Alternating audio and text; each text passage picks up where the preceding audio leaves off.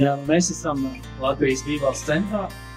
Mēs kopīgi ar manu sievu Dagni mācāmies tādā kursā ģimenes patiesību.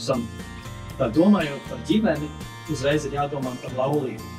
Un es tā iztēlojos, ja Dievs dos, ka mēs kāds gadījums 50 varētu nomilkt kopā. Ja? Un tā ir kā tāda puzle ar 18,000 gabaliņiem, kas apmēram ir tas 18,000 dienas 50 gados. Un es no šī kursa paņemu galvenās vērtības par robežām, par attiecībām, kas vairāk ir tā, ka es veidoju brīnišķīgu laulības modeli saviem bērniem, un Dievs dos arī saviem māsbērniem.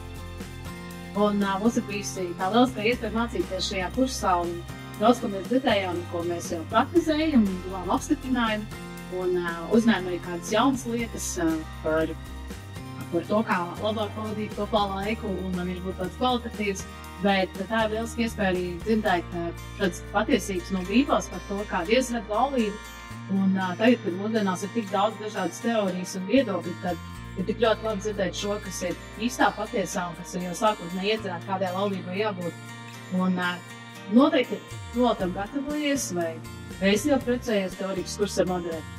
Jā, es rekomendēju. Mums šogad 25 gadi, un ir tā vērts turpināt izglītoties, turpināt mācīties jau.